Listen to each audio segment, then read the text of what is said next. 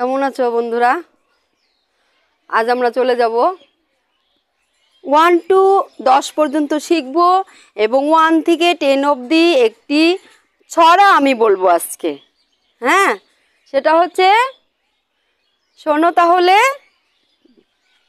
1 2 3 4 5 6 7 8 9 10। এই হচ্ছে দুই হাতে 10 ফিঙ্গার, তাই না? 10টা আঙ্গুল। এবার দেখো, 1 2 3 4 5 6 7 8 9 10। দুই হাতে 10। তাহলে 1 থেকে 10 পর্যন্ত আমরা গুনলাম। এবার 1 থেকে 10 পর্যন্ত আমি একটি ছড়া বলবো, ঠিক আছে?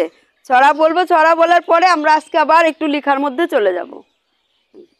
তাহলে বলছি, 1 গেল বাবার বাড়ি, 2 গেল তার সাথে, 3 ভাইয়া ঘুড়ি উড়ায় সুতার লাটিম হাতে, 4 বসে একলা কাঁদে, 5 পরে ফাঁদে, এই 6 গেল লকেটে চড়ে পূর্ণিমার ওই চাঁদে, 7 দিল সাগর পাড়ি, 8 কাটে ধান, 9 বাজায় হারমোনিয়াম, 10 ধরেছে গান। ভালো লাগলো? আচ্ছা, তাহলে সব কিছুর মধ্যে মধ্যে আমাদের একটু আনন্দও করতে হবে, তাই না? এবার আমরা একটু লেখার মধ্যে চলে যাব, ঠিক আছে? এবার বানান লিখব। তাহলে কি 1 থেকে 10 পর্যন্ত আগে আমরা লিখি নাকি পরে বানান লিখব? দেখো,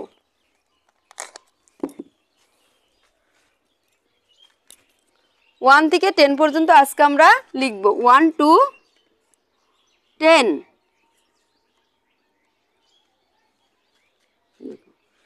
1 1 2 3 4 5 6 7 8 9 10 10। তাহলে আজকে 1 থেকে 10 পর্যন্ত আমরা শিখলাম, তাই না? আবার বলি, কি লিখলাম? 1, কি লিখলাম? 1, তারপর 2 3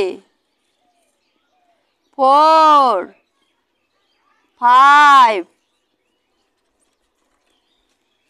6 7 8 9 10। তাহলে আমরা পরপর লম্বাভাবেও শিখলাম, আবার পাশাপাশিও শিখলাম।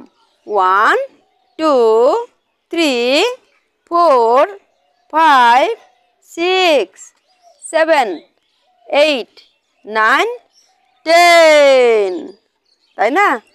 তো আমরা এরপরে আস্তে আস্তে বানান শিখবো। শুধু সংখ্যা শিখলে হবে না, বানানও শিখতে হবে। সেই বাংলা স্বরবর্ণের মতো, যেমন অ আ থেকে শুরু করেছি, হচ্ছে ক খ, এবার স্বরবর্ণের চিহ্নগুলো সব কিছু দিয়ে যেমন শুরু করেছি, আবার এরপরে বানানো শেখানো শুরু করবো আমরা, তাই না? ঠিক আছে, ভালো থাকো। আজকের মতো এখানে আসছি, বাই।